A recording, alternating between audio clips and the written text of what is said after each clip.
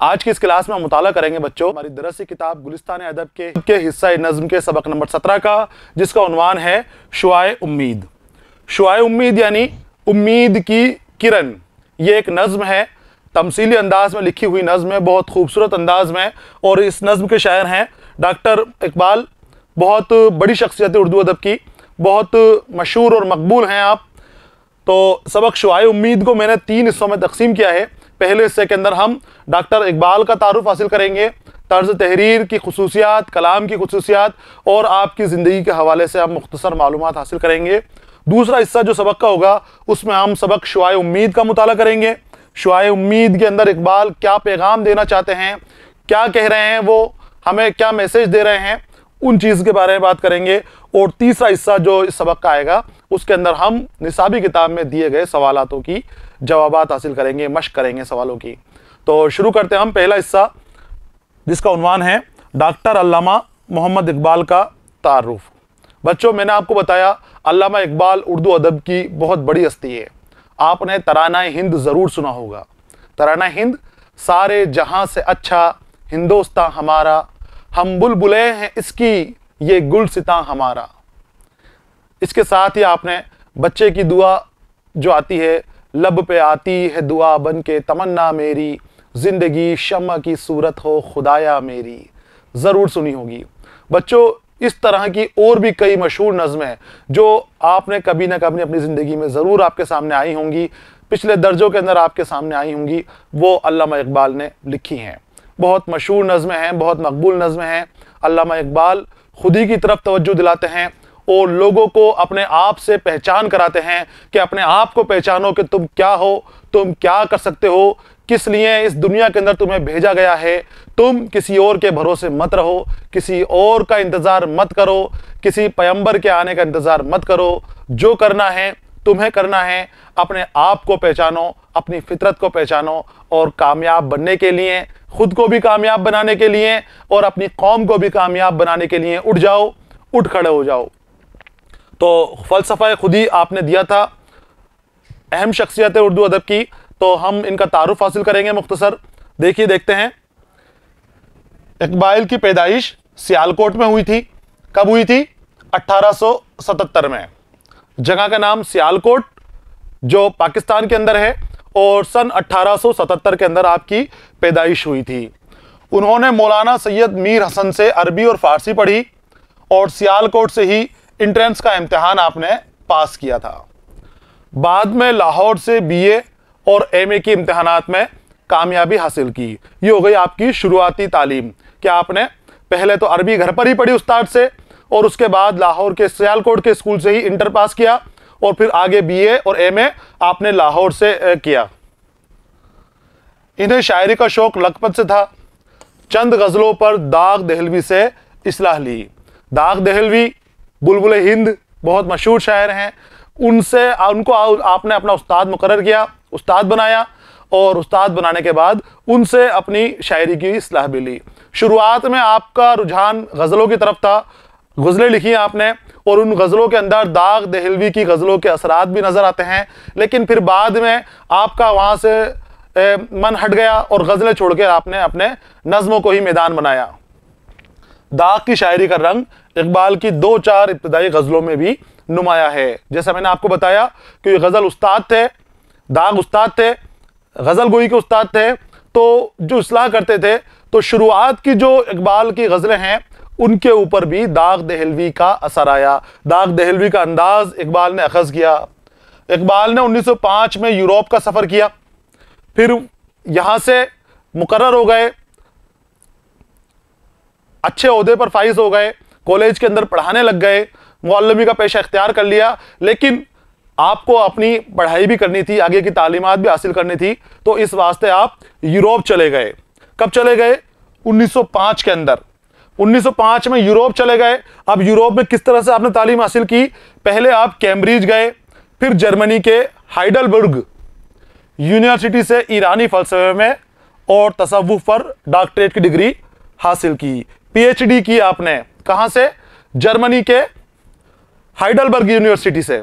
और उससे पहले आप कैम्ब्रिज में भी थे, लंदन के अंदर जो है वहां पर आपने पढ़ाई की, और फिर यूरोप के अलग अलग ममालिक का आप सफर करते रहे। आपने ईरानी फलसफे और तसव्वुफ के ऊपर वहां पर डॉक्टरेट की। लंदन वापस आकर बैरिस्ट्री की तालीम हासिल की और तसव्वुफ की वहां से पीएचडी करके डॉक्टरेट की डिग्री लेके जर्मनी से आप दोबारा लंदन आ गए, और लंदन में आकर इस बार आपने बैरिस्ट्री की वकालत की पढ़ाई की। 1908 में आप हिंदुस्तान आ गए। 5 में गए थे यूरोप और 8 में आप हिंदुस्तान आ गए। बच्चों, यूरोप में जाने के बाद वहां के जो हालात देखे, उसके बाद इकबाल की शायरी के अंदर भी नया रंग आ गया था। उनकी शायरी की भी बहुत इस्लाह हुई थी, नए रंग ढंग से, नए फिक्र, नए जज्बात उनके अंदर पैदा हो गए थे। वकालत का पेशा इख्तियार किया। अब जब हिंदुस्तान आ गए 1908 में, तो वकील का पेशा आपने इख्तियार किया, वकालत में लग गए, लेकिन यहां पर आपका मन नहीं लगा क्योंकि आपकी तबीयत के मुताबिक नहीं था ये पेशा। 1915 में उन्होंने अपनी मशहूर फारसी नज्म इसरार खुदी में फलसफा खुदी का नजरिया पेश किया। फलसफा खुदी क्या है? जो मैंने आपको बताया था कि खुद की पहचान करना। अल्लामा इकबाल जब यूरोप का सफर करके आ गए, हिंदुस्तान में भी रहे और उन्होंने अपने आप को पहचान लिया, तो उन्होंने नजरिया खुदी दिया। उन्होंने कहा कि खुदी को कर बुलंद इतना कि हर तकदीर से पहले खुदा खुद बंदे से पूछे, बता तेरी रजा क्या है। उनका कहना था कि किसी और का इंतजार मत करो, जो काम करना है खुद को करना है और खुद को पहचानना है। खुद को पहचानने के बाद एक कामिल इंसान बनना है।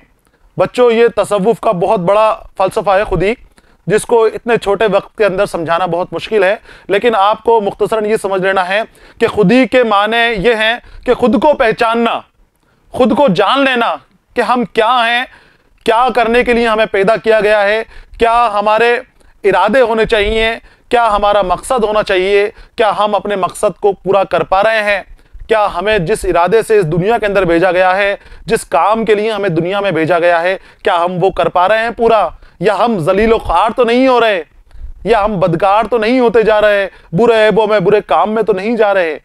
तो इकबाल ने कहा है कि खुद को पहचानो और बुलंद बनाने की कोशिश करो अपने को, ताकि सबकी फलाह हो सके, कौम की फलाह हो सके, मुल्क की फलाह हो सके, मुआशरे की फलाह हो सके, सब कामयाब बन सकें।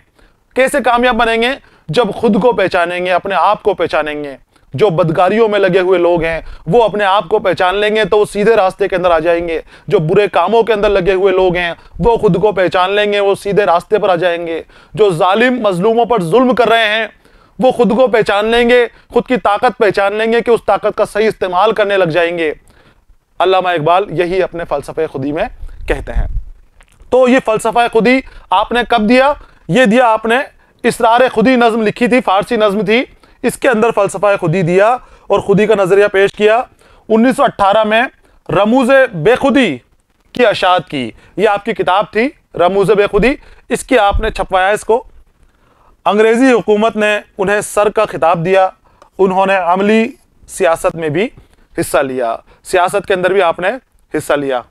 आगे आते हैं, इकबाल ने उर्दू शायरी को नई सिमत, नए पहलुओं से रोशनास कराया, क्योंकि जो होता था, जो पुराने रिवाज थे, पुराने तौर तरीके थे, इकबाल ने उनको तुर्क कर दिया, उनको छोड़ दिया और अपनी नई रविशें डाली, नई मेहनत की, नए रंग रूप अपनी शायरी को दिया, अपनी नज़मों को दिया, नए अंदाज की नज़में इकबाल ने लिखी। उनकी नज़मों में बहुत नगमगी और तरन्नुम है। उन्होंने उर्दू गज़ल को भी एक नया अंदाज अता किया। बांगे दरा उर्दू में उनका पहला मजमुआ है, 4 मजमुए उनके शाये हुए हैं। पहला मजमुआ कौन सा है? बांगे दरा। उसके बाद उर्दू में बाले जिब्रील उनका दूसरा है और ज़र्ब कलीम उनका के नाम से 2 और मजमुए सामने आए बाद में।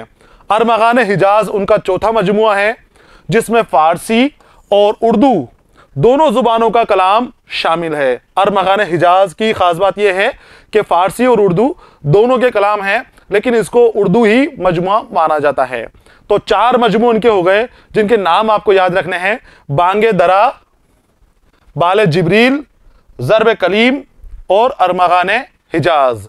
अब ये जो ज़र्ब कलीम है ना, ये इनके आखिरी दौर के अंदर आया था, जब इकबाल का इंतकाल होने वाला था तकरीबन 1936 के अंदर ये शाये हुआ था मजमुआ। इस मजमुए की ही नुमाइंदा नज़मों में से एक नज़्म है शुआए उम्मीद, जिसका हम मुताला करने वाले हैं, जिसको हम समझेंगे, जो हमारे सबक के अंदर शामिल की गई निसाबी किताब में है। ज़रब कलीम से ली गई नज़्म है और शुआए उम्मीद उसका नाम है। बहुत मशहूर मकबूल नज़्म है। इकबाल ने इस नज़्म के ज़रिए हिंदुस्तान के लोगों को बेदार होने का पैगाम दिया है। उनको बताया है कि तुम ही हो जो दुनिया को आगे बढ़ा सकते हो। हिंदुस्तान ही वो खाक है, वो सरजमीन है जो पूरी दुनिया को रोशनी दे सकती है, पूरी दुनिया को राह रास्त दिखा सकती है।